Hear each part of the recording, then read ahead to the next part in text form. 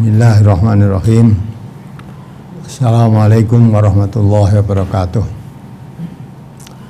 Baiklah, untuk kajian Ahad pagi pada pagi hari ini ya, masih kelanjutan brosur yang kemarin. Kalau kemarin tentang puasa Ramadan, siapa yang wajib puasa, siapa yang boleh tidak berpuasa dan harus mengganti puasa yang hari yang lain, apa yang boleh tidak berpuasa tapi harus bayar fidyah ya. Ada lagi yang tidak boleh ganti walaupun puasa satu hari ditinggalkan, tidak ada ganti walaupun sepanjang masa.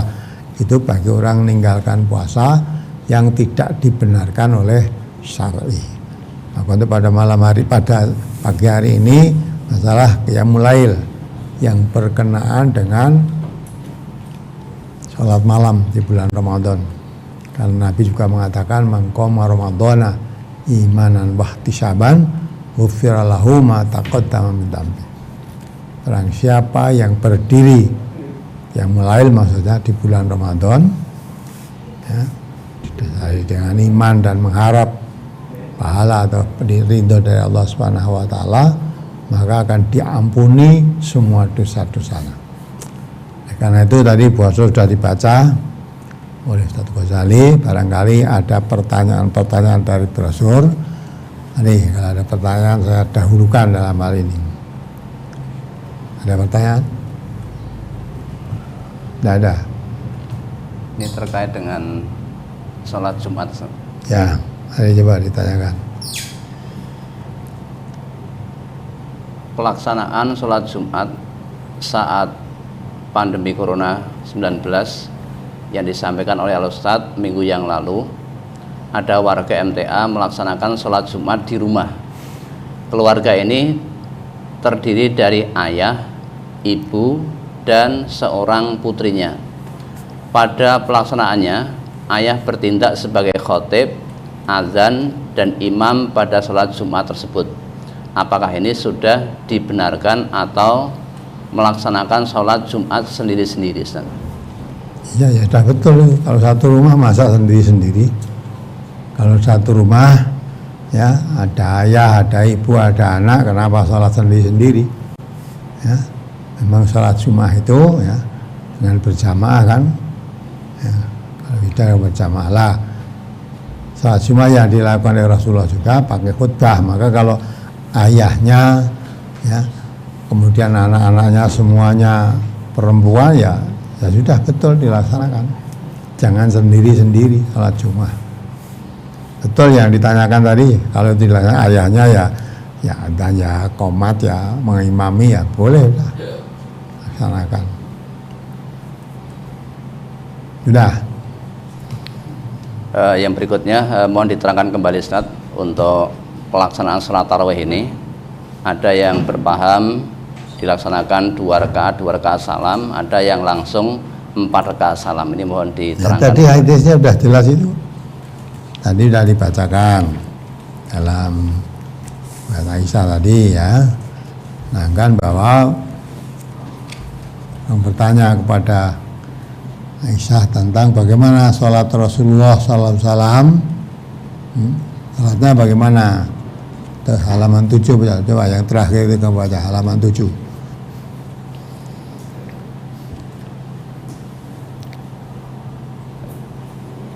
Halaman 7. An Abi Salamah bin Abdurrahman annahu sa'ala Aisyah radhiyallahu anha kaifa kanat sholatu Rasulillah sallallahu alaihi wasallam fi Ramadhana faqalat maka Rasulullah sallallahu alaihi wasallam yazidu fi Ramadhana wala fi ghairihi ala ihda asrata rak'atan yusalli arba'an fala tas'al an husnihinna wa tulihinna summa yusalli arba'an fala tas'al an husnihinna wa tulihinna summa yusalli salasan. Qalat Aisyah faqultu ya Rasulullah atanamu qabla an tutira faqala ya Aisyah inna ainayya tanamani wala yanamu qalbi. Rawahul Bukhari. Dari Abu Salamah bin Abdurrahman bahwasanya ia pernah bertanya kepada Aisyah radhiyallahu anha, bagaimanakah salatnya Rasulullah sallallahu alaihi wasallam di bulan Ramadan? Maka Aisyah berkata, dahulu Rasulullah sallallahu alaihi wasallam tidak melebihkan di bulan Ramadan maupun di luar Ramadan atas 11 rakaat. Beliau salat 4 rakaat, jangan kamu tanya bagusnya dan panjangnya.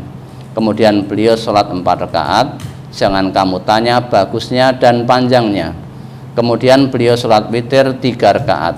Aisyah berkata, aku bertanya, ya Rasulullah, apakah engkau tidur sebelum sholat witir? Rasulullah sallallahu alaihi wasallam menjawab, sesungguhnya kedua mataku tidur, sedangkan hatiku tidak tidur. Hadis riwayat Bukhari juz 2 halaman 47. Nah, sekarang yang terakhir itu paling bawah. An Ibnu Umar anna rajulan sa'ala Rasulullah sallallahu alaihi wasallam an salatil laili.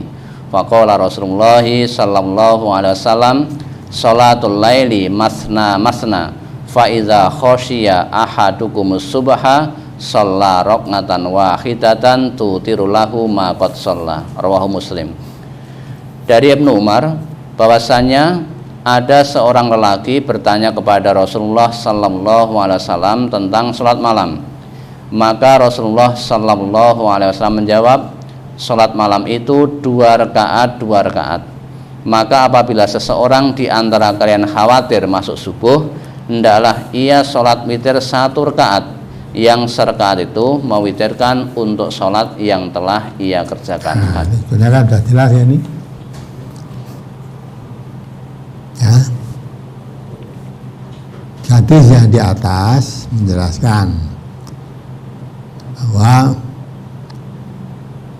Abdurrahman pernah bertanya kepada Aisyah, istri Rasulullah SAW, bagaimana sholatnya Rasulullah SAW di bulan Ramadan.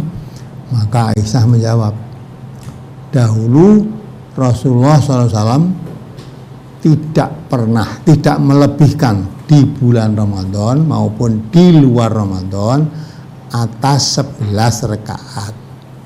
Jumlah rakaatnya Rasulullah itu ya, baik di bulan Ramadan atau di luar Ramadan, tidak lebih dari 11 rakaat. Beliau sholat 4 rakaat.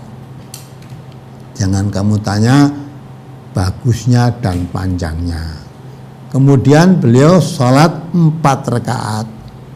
Jangan kamu tanya bagusnya dan panjangnya. Kemudian beliau sholat witir 3 rakaat. Aisyah berkata, aku bertanya, ya Rasulullah, apakah engkau tidur sebelum sholat witir? Rasulullah menjawab, sesungguhnya kedua mataku tidur, sedangkan hatiku tidak tidur. Nah, belahan ini Aisyah menjelaskan sholat malam itu baik di dalam maupun di luar Ramadan tidak pernah lebih dari 11 rakaat. Kemudian Aisyah menjelaskan Rasulullah ya sholat 4 rakaat, terus sholat lagi 4 rakaat. Nah, ya. Jadi dari situ ada yang memahami bahwa sholat Rasulullah itu 4 rakaat, 4 rakaat. Tapi kalau kita kaitkan dengan hadis yang akhir ini, an sholatil lail faqala Rasulullah SAW, sholatul lail masna masna. Nah, ya. Jadi an Ibnu Umar anna rajulan sa'ala Rasulullah SAW. Jadi ada seorang laki-laki bertanya kepada Rasulullah SAW tentang sholat malam. Ya, faqala Rasulullah, jawabnya Rasulullah, sholatul lail masna masna. Salat malam itu 2 rakaat 2 rakaat. Fa idza khasya ahadukumus subh shalla rak'atan wahidatan tutiru lahu ma qad shalla. Kalau khawatir kamu kesubuhan, maka tutuplah salat malam tadi 1 rakaat salat witir. Jadi salat malam itu 2 rakaat salam, 2 rakaat salam, 2 rakaat salam. Nah, mestinya witirnya 3 rakaat. Tapi kalau khawatir nanti 3 rakaat tidak nyanda, maka ditutup witirnya cukup 1 rakaat. Nah, ini pertanyaan dari bahwasannya ini pertanyaan kepada Rasulullah tentang sholat malam. Rasulullah menjawab sholat malam itu 2 rakaat salam, 2 rakaat salam. Nah, kalau kita kaitkan hadis ini berarti Aisyah tadi menjelaskan Rasulullah itu kalau sholat malam 4 rakaat terus dikaitkan dengan yang di depan tentang tarawih tadi kan. Setelah itu istirahat panjang. Jadi kalau dikatakan jawaban Rasulullah tentang pelaksanaan sholat lahir tadi 2 rakaat salam, 2 rakaat salam. Setelah dapat 4 rakaat Rasulullah istirahat panjang. Terus sholat lagi 2 rakaat salam, 2 rakaat salam, terus istirahat panjang. Maka pada tadi kan sampai tidur gitu. Ya. Maka Aisyah berkata, aku bertanya ya Rasulullah, apakah engkau tadi tidur sebelum sholat witir? Jadi setelah 2 rakaat salam, 2 rakaat salam, istirahatnya panjang. Nah, sampai tidur ini. Tidur. Maka ketika saya tanya, jawab Nabi Rasulullah, apakah engkau tidur sebelum sholat witir? Nabi menjawabnya, sesungguhnya kedua mataku tidur, sedang hatiku tidak tidur. Nah, jadi mungkin ya karena istirahat panjang tadi kan sampai ya ngantuk sholatnya kan tidur, tapi hatinya tidak tidur. Nah, jadi kalau kita kaitkan 2 hadis itu berarti pelaksanaan Nabi sholat itu ketika ditanya tadi Nabi menjawab sholat malam itu 2 rakaat salam, 2 rakaat salam. Lagi kalau dikaitkan dengan yang diterangkan Aisyah tadi berarti 2 rakaat salam, 2 rakaat salam terus istirahat panjang. Terus sholat lagi 2 rakaat salam, 2 rakaat salam, istirahat lagi panjang sampai Nabi tertidur tadi. Nah, gitu kan. Nah, kalau memahaminya satu, ya hadis yang ditanya oleh Aisyah tadi saja ya seolah-olah sholat malam itu 4 rakaat. 4 rakaat tadi dijelaskan oleh Rasulullah yang di bawah ini ya. Rasulullah ditanya tentang ya ada seorang laki-laki bertanya pada Rasulullah an sholatil lail, tentang sholat malam. Rasulullah menjawab ya, qala Rasulullah sholatul lail masna. Jadi sholat malam itu 2 rakaat. Nah, kalau dikaitkan dengan yang diterangkan di Aisyah tadi bukan pelaksanaannya 4 rakaat tapi 2 rakaat terus istirahat panjang. Terus sholat lagi 2 rakaat istirahat panjang ya, sampai tertidur tadi. Nah, begitulah. Jadi ada yang melakukan 4 rakaat ya, salam 4 rakaat salam ya, yang satu 2 rakaat enggak perlu dipermasalahkan. Tapi kalau memang hadis 2 hadis itu digabungkan memang pelaksanaannya 2 rakaat salam itu jawab dari Nabi sendiri. Nah, tentang Aisyah tadi tidak menerangkan tentang pelaksanaan rakaatnya, hanya beliau menerangkan tentang istirahat panjangnya tadi 4 rakaat. Tapi kalau 4 rakaat itu dikaitkan dengan jawaban Nabi kepada sahabat yang tanya tadi 2 rakaat salam. Nah, mudah-mudahan bisa dipahami. Nah, apalagi? Oke, berikutnya. Pada keadaan seperti sekarang ini di tengah pandemi corona, untuk pelaksanaan sholat tarawih ini lebih afdal dikerjakan di rumah atau di masjid, Ustadz, karena ada orang yang tetap mengerjakan di masjid beralasan bahwa di daerahnya itu tidak terpapar virus corona. Nah, memang tidak terpapar virus corona ya di masjid ya tidak masalah. Tapi kalau kita lihat ya yang dari depan tadi ya, Rasulullah itu sholat malam itu malam pertama. Nabi tidak pernah ngajak-ngajak orang kok. Nabi sholat malam itu ya. Terus ada sahabat yang tahu ikut sholat. Nah, pagi harinya orang yang ikut sholat tadi cerita ketemu di pasar, ketemu dalam ya pergaulan siang harinya itu cerita kalau semalam saya ikut sholat bersama Nabi. Nah, diterangkan tadi. Nah, maka setelah begitu malam berikutnya yang ikut lebih banyak karena yang tahu lebih banyak karena mendapat cerita dari sahabat yang ikut sholat bersama Nabi tadi. Ya, kalau malam. Nah, berarti terus malam kedua lebih banyak lagi. Nah, karena lebih banyak, pagi harinya atau siang harinya yang ikut tadi cerita dengan teman-temannya. Malam ketiga lebih banyak lagi. Nah, lebih banyak lagi. Hadis di depan tadi kan terangkan gitu kan. Nah, kemudian karena lebih banyak lagi, dan malam keempat meluap sampai tidak muat lah, itu meluap. Nah, ketika itu Nabi malah tidak datang sholat bersama sahabat-sahabat yang penuh di masjid tadi. Nah, pagi hari subuhnya, ya, pagi hari subuh Nabi berkata, saya tidak datang, ya, bukan sedang pergi atau ada keperluan, tidak. Ya, memang tidak, sengaja tidak datang. Mengapa? Nabi mengatakan di situ, sengaja tidak datang, saya khawatir kalau sholat itu diwajibkan buat kamu.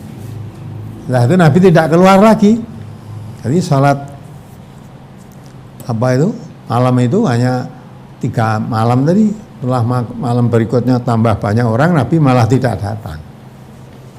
Nah, pada saat inilah ya, Umar bin Khattab ya, melihat kalau Nabi tidak ada ini ya, melihat orang sholat di masjid banyak orang, tapi kok sendiri-sendiri, ada yang makmum beberapa orang, jamaah lah, ada imamnya, ada beberapa orang, ada yang sholat sendiri-sendiri. Nah, sholat ini.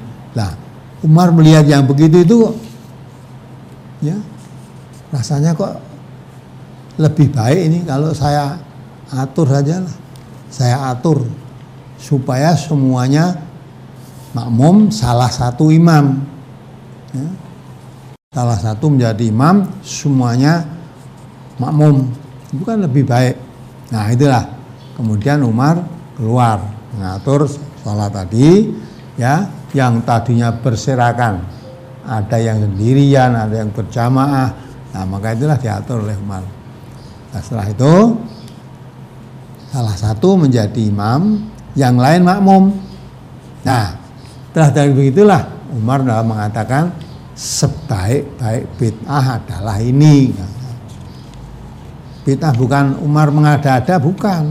Karena zaman Rasulullah sholat tarawih berjamaah itu juga dilakukan, ya, dilakukan walaupun tidak sebulan penuh, ya. Nah, tapi setelah yang ikut makin banyak, Nabi tidak datang. Tapi sholat jamaah itu dilakukan juga oleh Nabi. Maka dalam hal ini, nah, kalau saya daripada melihat orang sholat banyak orang tapi sendiri-sendiri, ada yang makmum beberapa orang, ada yang sendiri-sendiri, nah dikumpulkan oleh Umar, diatur. Kenapa? Wong zaman Nabi Adi juga dilakukan sholat, salah satu jadi imam, yang lain jadi Nabi jadi imam, yang lain makmum, semua dilakukan. Maka daripada sholat sendiri-sendiri, ya, ada yang jamaah, ada yang tidak, gabungkan jadi satu. Lah, pengaturan inilah kalau dikatakan itu bid'ah yang baik.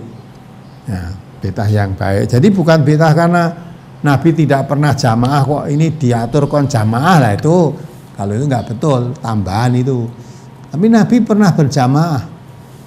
Kenapa ini orang ini sholat banyak orang kok tidak berjamaah, satu jadi imam, yang lain makmum, kok tidak begitu? Maka diatur lah. Kalau pengaturan ini dianggap bid'ah, ini bid'ah yang baik. Gitu.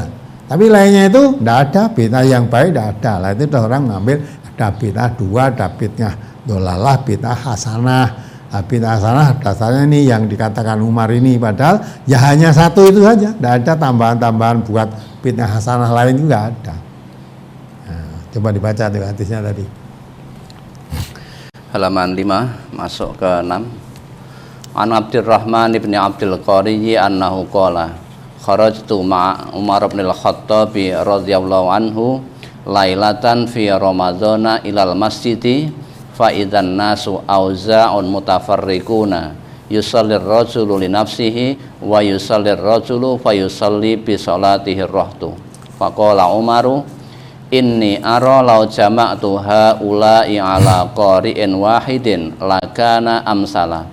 Summa azama fa jama'ahum ala Ubay bin Ka'bin summa kharaju ma'hu lailatan ukhra wan nasu yusalluna bi sholati qari'ihim.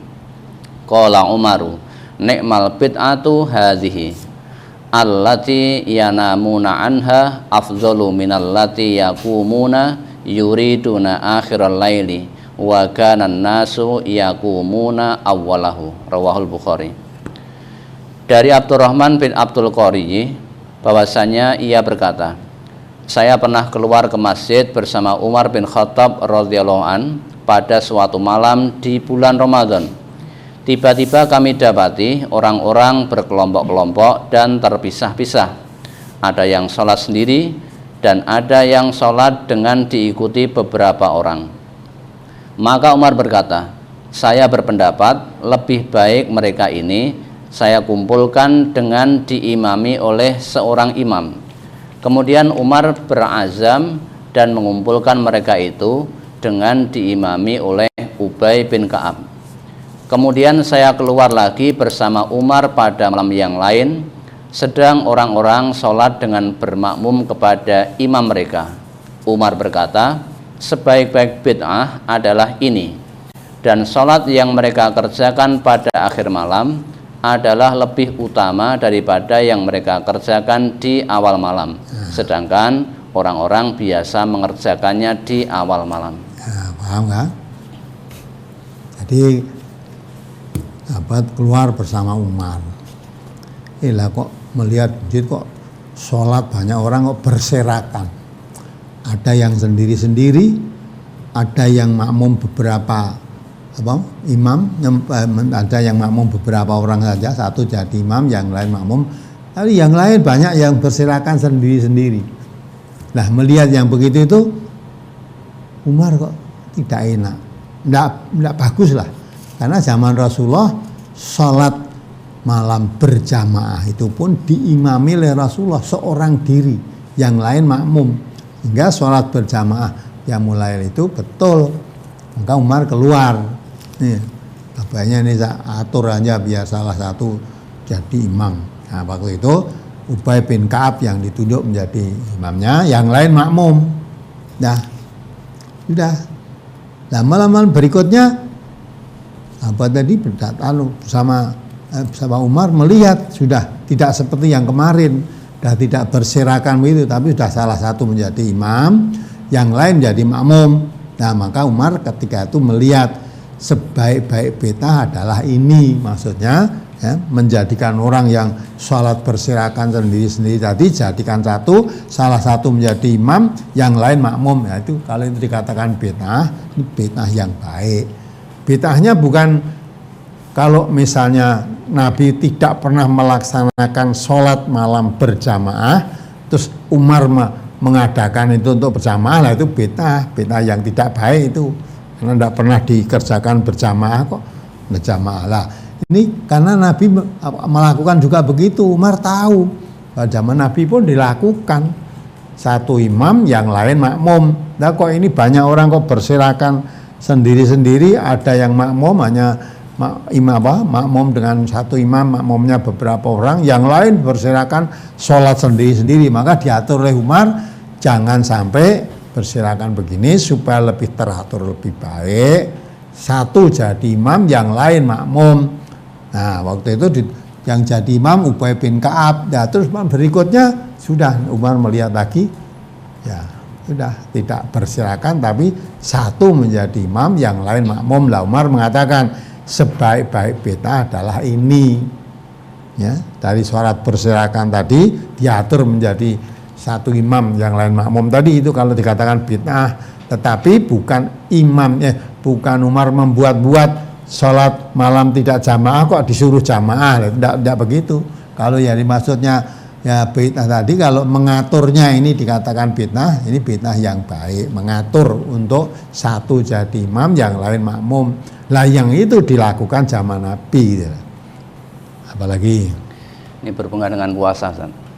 ya. Berhubungan dengan makan sahur, waktunya dekat dengan subuh. Bagaimana sahur jika dilaksanakan pada jam 3? Apakah termasuk makan sahur? Karena biasanya para nafir itu sering jam 3 sudah pada mulai sahur, Ustaz. Makan sahur jam 3 itu ya mungkin makan beratnya. Boleh saja. Tapi sebelum jam 3 masih boleh minum, boleh. Ya, makan lagi boleh. Ya, tak? Sebelum buka subuh tadi. Artinya jam 3 makan nasi misalnya. Nah, nanti sampai menjelang subuh yang ngemilnya apa minum teh, apa makan kurma atau boleh aja. Yang penting batasan sahur itu ya walaupun seteguk air disunahkan itu teguk air. Jadi makan sahur itu makan di waktu sahur ya. Permulaan siang dan penghabisan akhir malam, akhir siang.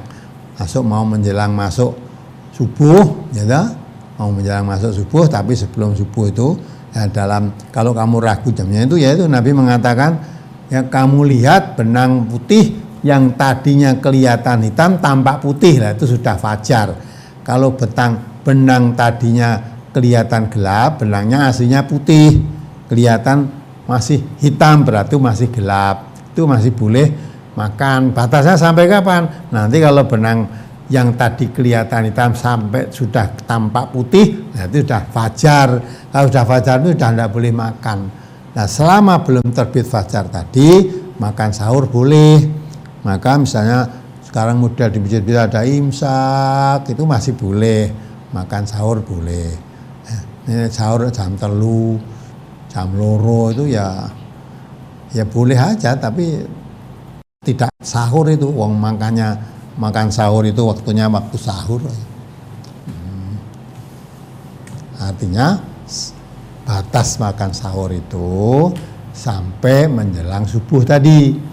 Jangan sampai masuk waktu subuh. Nah, sahabat ketika ditanya, ya jaraknya kira-kira 50 membaca ayat-ayat Al-Quran, 50 ayat.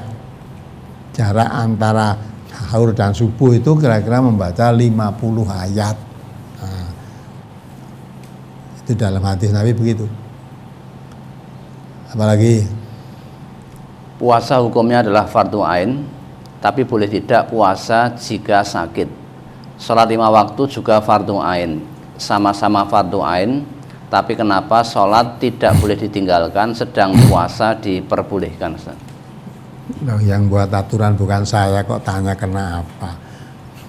Ya, jangan kamu banding-bandingkan.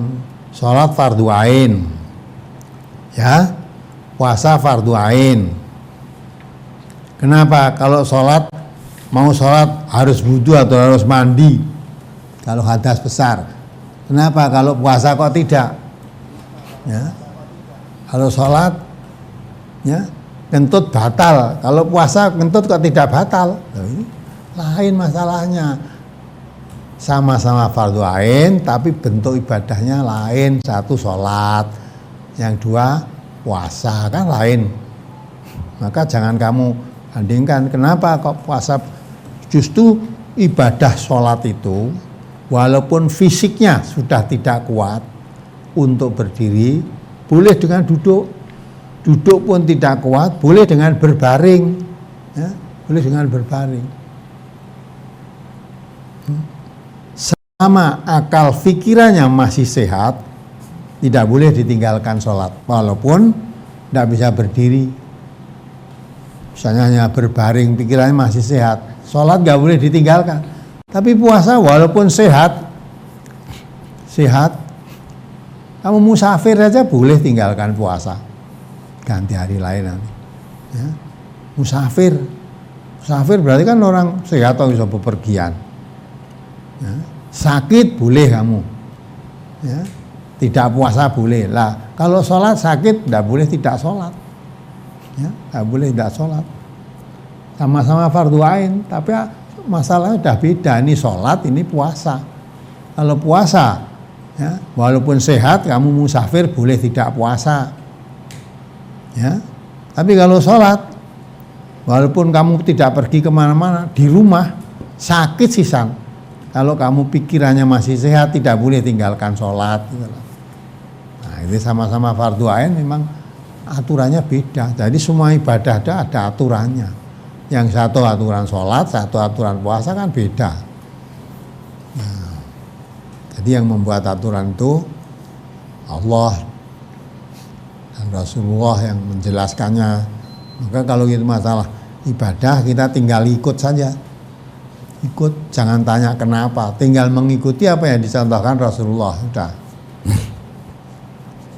Apalagi? Berikutnya, tim medis, dokter, perawat yang bertugas menangani pasien COVID Corona, apa boleh tidak puasa sekalipun pada bulan berikutnya dia mengganti puasa? Nah, dia termasuk mana? Kemarin sudah diterangkan toh, siapa yang boleh tidak puasa? Yang boleh tidak puasa antara lain orang sakit, kuntum mardo awala safarin, atau dalam musafir, sakit atau musafir, ya boleh tidak puasa. Nah, terus gantinya faidatum min ayyamin ukhor. Kalau tidak puasa karena sakit, tidak puasa karena musafir, nanti puasa yang ditinggalkan selama sakit tadi, selama musafir tadi diganti puasa di hari lain. Ya. Yang kedua, boleh juga tidak puasa orang yang betulnya tidak sakit tapi berat melakukan wa alal ladzina yutiqunahu fityatun ta'amum miskin. Dari orang yang terasa berat, kemarin sudah dijelaskan dalam hadisnya itu ya, termasuk orang berat puasa misalnya wanita yang hamil, wanita yang menyusui, yaitu kalau memang menyusui itu terasa berat atau dengan hamil itu terasa berat puasa. Nah dipaksa-paksa ya kuat tapi berat, terkoso banget lah. Orang semacam itu atau orang yang sudah umurnya terlalu tua sehingga sebentar-bentar harus makan, kalau tidak makan ya terasa lemes badannya, ya berat lah orang karena sudah terlalu tua. Puasa Ramadan itu dijalankan dengan berat lah. Orang-orang yang itu termasuk pekerja berat, memang pekerjaannya berat.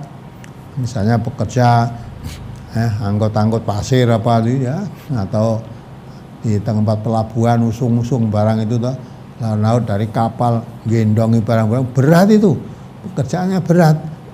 Sehingga karena pekerjaannya berat, kalau dipakai puasa rekoso banget. Lah orang-orang yang termasuk itu boleh tidak puasa.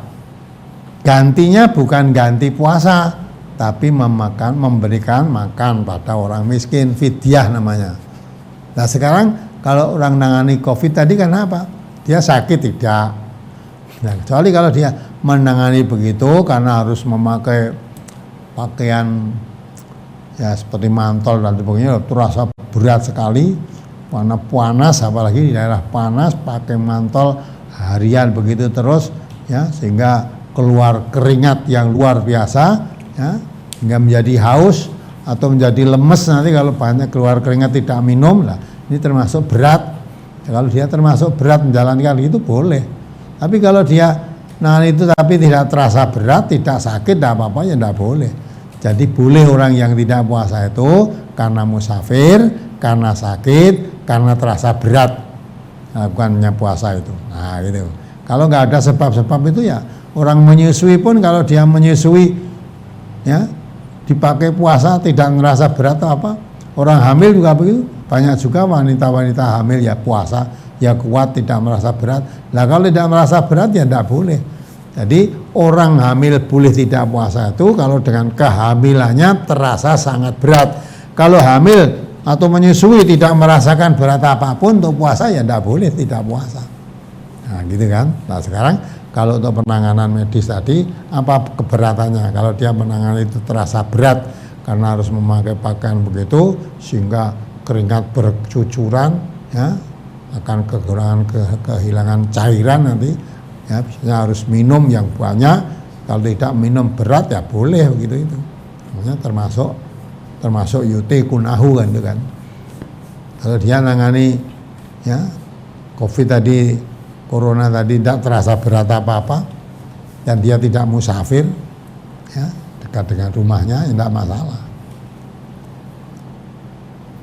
Apalagi dari brosur halaman 1 dari Aisyah radhiyallahu an, ia berkata, dahulu Rasulullah sallallahu alaihi wasallam salat 4 rakaat di malam hari, kemudian beliau beristirahat atau bertarawih lama sekali sehingga aku merasa kasihan kepadanya.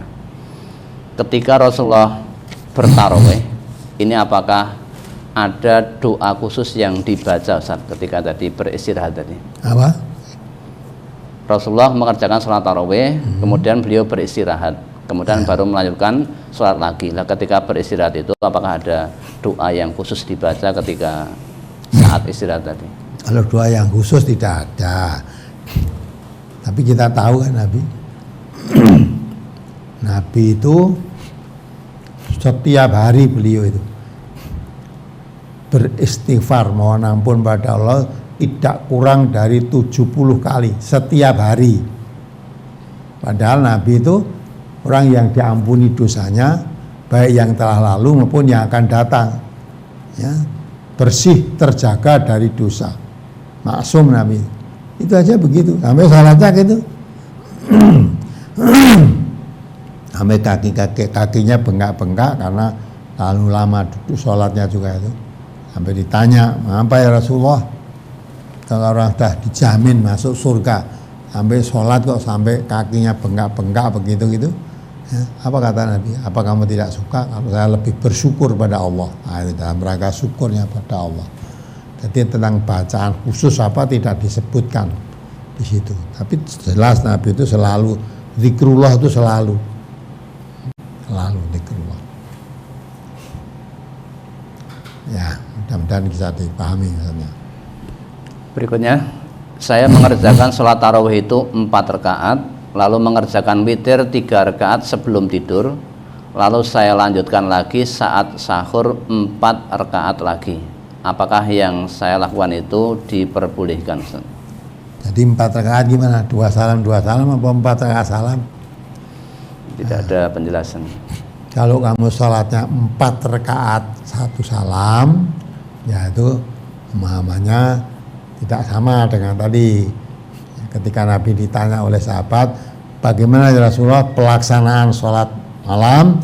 Nabi menjelaskan sholatul lail masna. Sholat malam itu 2 rakaat salam, 2 rakaat salam itu. Nah, setelah 2 rakaat salam, dapat 4 rakaat, kamu istirahat panjang. Boleh tidur dulu boleh. Nah, nanti setelah istirahat panjang, beri selani makan, selani minum boleh juga. Nanti terus sholat lagi 2 rakaat salam, 2 salam, istirahat lagi boleh. Itu nanti witirnya ya carry boleh. Kalau sudah 2 rakaat salam 4 kali, nah tinggal witirnya 3 rakaat 1 salam. Ya, boleh juga, artinya witirnya setelah tarawih terus istirahat terus witir boleh. Sambil tidur dulu nanti witir. Maka tadi saya tanya, ya Rasulullah, apa Rasulullah tadi tidur sebelum witir? Karena istirahat panjang, saya juga tidur. Nabi menjawab, iya mata saya tidur tapi hati saya tidak. Masa tidur wajar, ngantuk kan. Tapi Nabi hatinya jaga, walaupun matanya ya, tidur tapi hatinya tetap jaga. Ya apalagi? Dalam sholat witir di rakaat ketiga, surat pendek yang dibaca itu 1 surat saja atau bebas, atau 3 surat akhir dari Al-Quran, yaitu Al-Ikhlas, Al-Falaq, dan An-Nas, yang dibaca sekaligus dalam 1 rakaat itu. Ya boleh aja membaca surat, boleh, asal jangan pertanyaan seperti yang kemarin sholatnya dinjah-njah dan suratnya itu loh diloncat-loncat ya. Kalau kan membaca Qul a'udzu birabbil falaq, rampung, nanti baca Nas, rampung lagi, baca boleh saja. Kalau kamu sambung-sambung. Kan perintah Nabi kan setelah kamu baca Al-Fatihah, bacalah yang mudah bagi kamu. Nah, boleh 1-2 ayat, boleh 1-2 surat, boleh. Nabi sendiri begitu kan? Ketika sholat, ya, baca surat Al-Baqarah. Nah, dikira paling nanti setelah Baqarah selesai akan ruku, surat Al-Baqarah malah nyambung lagi, tidak ruku salat Ali Imran. Nah, mungkin sahabat berpikir adalah nanti mungkin tidak sampai selesai, ya nanti sampai berapa ayat. Ternyata selesai tidak, malah nyambung lagi lah. Jadi nanti beberapa surat kan dibaca oleh Nabi. Maka pantas Nabi kalau sholat malam itu dari ibaratnya dari sampai subuh 11 rakaat, tapi sampai subuh. Karena bacaannya panjang-panjang itu. Nah, kalau kita kan 23 rakaat aja 7 menit. Yang pernah ditayangkan di TV itu 7 menit 23 rakaat itu, bayang dong. Dengan 11 rakaat 1 malam. Ya, maka itulah. Jadi bacaan itu boleh saja kalau memang ya mau digabung. Nah, yang penting suratnya dibaca, tidak dilompat-lompat, begitu boleh. Yang mudah bagi kamu lah. Apalagi sholat tarawih 11 rakaat yang pelaksanaannya 2 rakaat salam dilaksanakan sebanyak 5 kali, kemudian ditambah witir 1 rakaat. Yang demikian ini apakah ada tuntunannya? Tanya Nabi tadi kan, kalau rakaat itu 2 rakaat salam, 2 rakaat salam, 2 salam 8 kali, 4 kali lah berarti 8 rakaat, terus 3 rakaat witir. Kalau kamu mau witir 1 rakaat ya boleh. Salatnya 2 rakaat, 2 rakaat. Nah, adalah kamu sholatnya witir menjelang sahur. Nah, mau menjelang sahur tuh tadi belum sholat malam, terus sholat malam. Nah, itu jam 3 sholat malam lah. Nah, 2 rakaat salam, 2 rakaat salam. Lah tahu-tahu sudah imsak. Ya, kamu belum witir. Nanti kalau kamu witir 3 rakaat, khawatir kesubuhan. Nah, kalau khawatir kesubuhan, boleh witir 1 rakaat gitu lah. Tapi kalau witir 1 rakaat saja ya boleh. Memang niatnya mau sholat witir 1 rakaat boleh. Memang witir itu ganjil, ya paling sedikit 1 rakaat boleh. Sholat witir 1 rakaat boleh, 3 rakaat boleh, 5 rakaat boleh. Kalau 2 rakaat bukan witir. Nah, yang kamu tanyakan tadi boleh mau sholat witir 5 rakaat, ya, sholat malam 2, 5 kali, baru witir 1 kali ya boleh. Witir 1 rakaat boleh saja. Tetap genap 11 rakaat. Apalagi berikutnya, saya sekarang posisi masih berada di pondok, sedangkan kalau di pondok di sini melakukan sholat tarawih yang dilakukan adalah ba'da isya, dan juga di sepertiga malam juga melakukan sholat tahajud. Jadi pelaksanaannya double. Yang ingin saya tanyakan, apakah ada tuntunan serta dalilnya dalam pelaksanaan mengerjakan double tadi? Itu namanya kurang paham. Kalau kita memahami brosur ini, sebetulnya sholat tahajud, ya, dan sholat tarawih itu sama. Bedanya sebetulnya itu juga sholat tahajud, hanya kalau dikerjakan di bulan Ramadan disebut sholat tarawih, karena pelaksanaannya di bulan Ramadan itu, ya, tarawih itu santai tadi loh, ya, rileks, santai, banyak istirahatnya panjang. Nah gitu.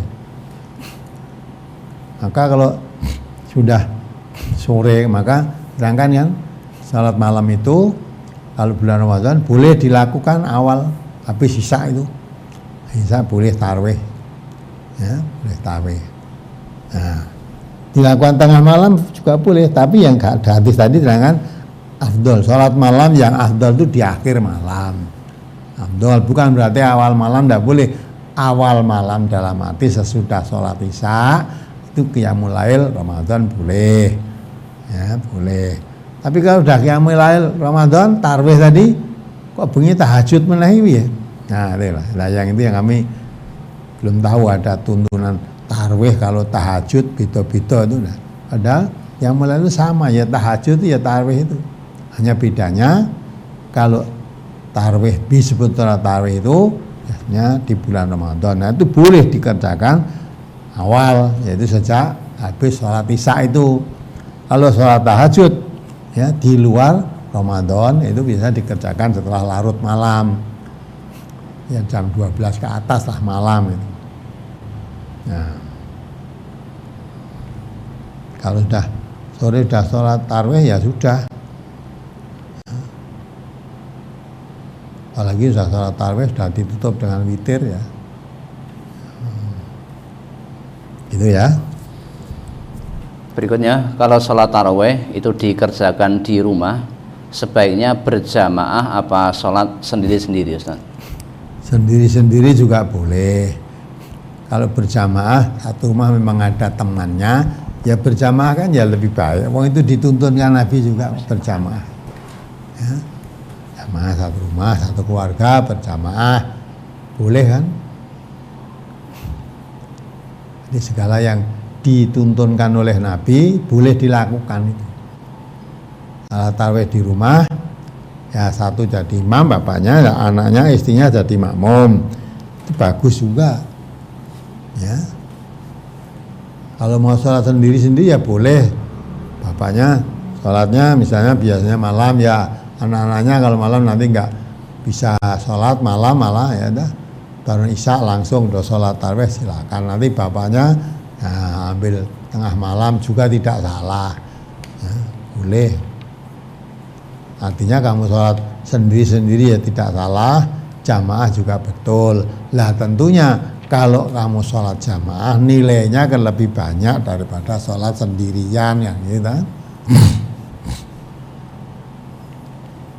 Apalagi bolehkah memberikan fidyah kepada orang miskin tetapi ia tidak berpuasa? Boleh tidak berpuasa. Wong itu fidyatun ta'amu miskin, beri makan kepada orang miskin. Ya. Boleh. Jadi memberi makan pada orang, di situ tidak diterangkan harus orang puasa, tidak. Memberi makan kepada orang miskin. Ya. Justru diberikan kepada orang puasa, kalau dia tidak miskin malah nggak boleh. Ini orang puasa, saya beri fidyah kepada orang puasa, padahal orang puasa tadi tidak termasuk orang miskin, ya, nggak boleh malah.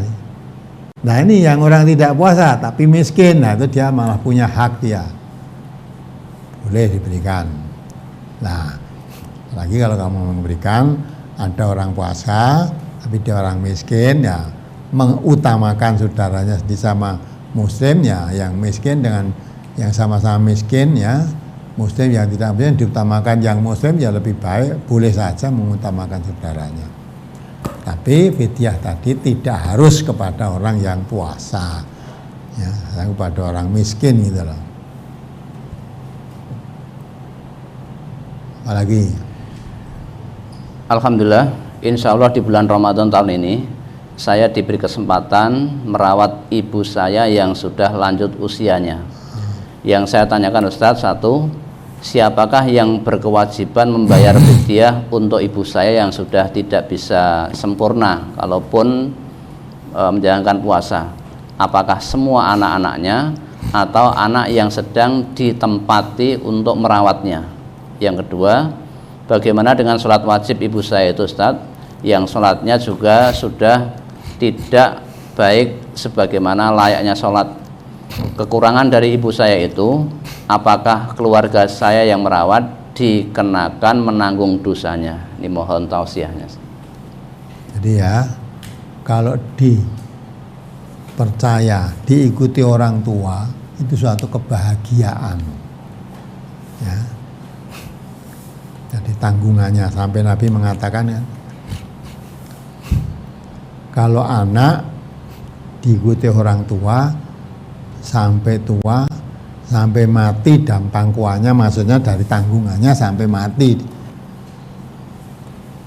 Kalau anak tadi tidak bisa masuk surga, kata Nabi, rugi. Berarti anak yang diikuti orang tua itu pintu surga dibuka luas. Pintu surga dibuka luas. Nah, kok sekarang masalah fidyah jadi masalah. Nah, kalau memang kamu termasuk orang mampu, diikuti orang tuamu, orang mampu, ya memberi fidyah orang tuanya, apa salahnya? Wong apalagi wong itu orang tua ikut kamu, ya, ya dah. Orang tua fidyah orang tuanya, memang satu keluarga perlu tidak hanya fidyah, zakat fitrahnya pun, wong itu tanggungan ikut saya orang tua, ya semua tanggung. Zakat fitrahnya tanggung lah, apalagi fidyah. Nah kan orang tua sudah tidak mampu membayar fidyah, nah anak yang diikuti mampu, ya dia wajib membayarkan itu. Merasa tidak nyelui anak-anak sing adoh-adoh sing ora diloni barang, ayo bayar fidyah ibuke turunan. Nah kan tidak begitu, wong ikut kamu, pintu surga dibuka luas kok malah. Itu aja kok sambat, ya. Bayar fidyah itu kan cuma memberi makan orang miskin, ya. Nah itu ya bagaimana mampu. Kecuali kalau kamu yang diikuti kebetulan miskin, ya, nah, tidak wajib membayar fidyah, wong kamu orang miskin. Ya. Nah, anak-anaknya yang mampu, yang berkewajiban. Tentang sholat, kalau sholatnya tidak, ya mungkin sudah pikun, ya sudah. Diingatkan saja kalau ketika sehatnya sholat. Setiap waktu-waktu sholat diingatkan. Kalau memang ketika sehatnya sholat, diingatkan tuh, ya, biar waktu-waktu sholat selalu ingat yang sholat. Nah perkara sholatnya sudah tidak genah, baru mestinya 3 rakaat, baru 1 rakaat dah salam. Nah, mungkin dah pikun, nah, kalau dah pikun ya sudah, tidak dicatat itu. Yang penting anaknya yang waras, yang sehat, waktu-waktu sholat diingatkan.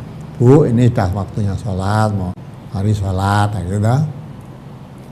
Ya, kalau udah pikun kadang-kadang tidak sholat, no. Padahal belum sholat, jawabnya aku wis sholat. Kalau bilang aku wis sholat, tidak sholat ya tidak mau, wis. Tapi kalau sebetulnya belum sholat, ngomong saya sudah sholat, padahal belum. Jak sholat ya tidak mau merasa sudah sholat. Ya. Tapi walaupun tadi sudah sholat, kalau dia mengatakan belum sholat bola-balik, nah itu namanya sudah tidak normal. Nah sudah, maka yang anaknya yang kewajibannya mengingatkan saja waktu sholat. Kalau sudah, ya sudah. Perkara sholatnya sudah tidak genep, tidak genah kadang ini ya, karena memang pikun tadi itu sudah urusan Allah, dan Allah mudah-mudahan Allah mengampuni. Tidak boleh terus ibu saya sholatnya wis ora urut tak sholatnya wae. Boleh disolatkan kalau sudah mati, ya. Kalau masih hidup disolatkan nggak boleh. Ya mudah-mudahan bisa dipahami. Berikutnya, kalau di saat puasa orang itu sakit, belum sampai 1 bulan meninggal, bagaimana dengan puasa yang ditinggalkan tadi, Ustaz? Ya sudah, no. Sudah ditinggalkan apa? Ya sakit. Mestinya kalau dia sakit tidak puasa, nanti puasa yang ditinggalkan diganti di hari lain kalau sakitnya sudah sembuh. Ternyata tidak sembuh malah mati, ya sudah. Nah dia belum sempat sembuh, berarti kan belum sempat nyaur.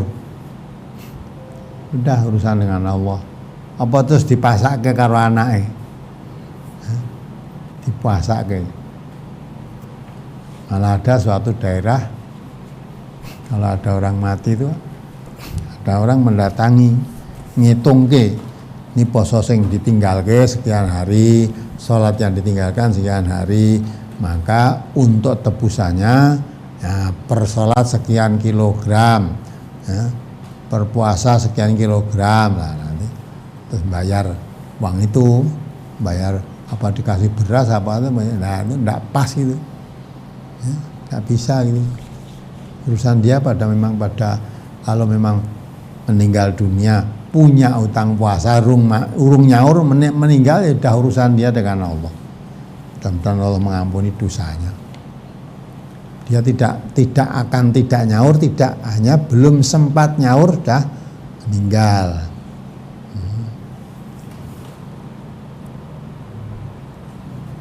Nah, sudah cukup? Sudah cukup. Baik, saya rasa cukup sekian dulu saudara ya. Ya, begitulah para pendengar baik radio maupun TV dimanapun yang mengikuti acara ini, walaupun tidak full sebagaimana hari-hari tidak puasa, tapi kita berusaha istiqomah. Mudah-mudahan kajian tiap akad ini ya, bisa rutin, bisa istiqomah mendengarkannya walaupun di rumahnya masing-masing.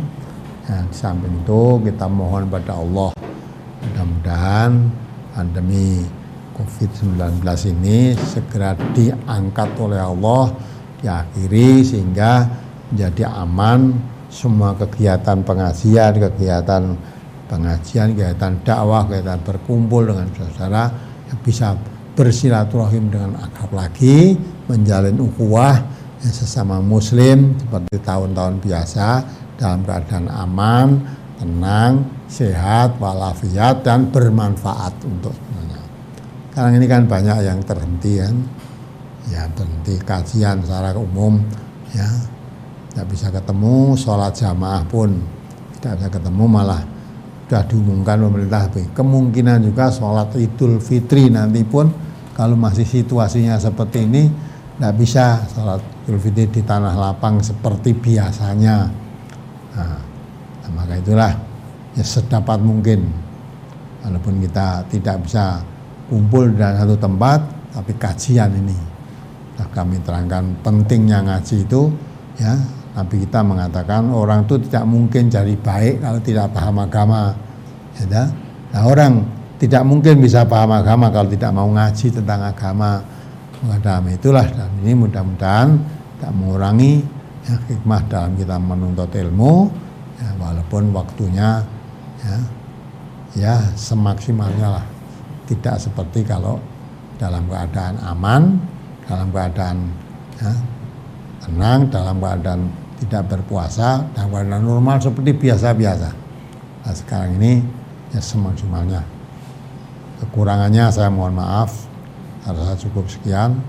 Kalau masih ada pertanyaan-pertanyaan nanti ditunda untuk tanyakan untuk hari Ahad yang akan datang. Begitulah para pendengar, para persawan TV di mana saya berada.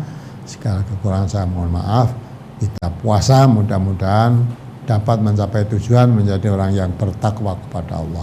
Akhirul kalam. Assalamualaikum warahmatullahi wabarakatuh. Waalaikumsalam.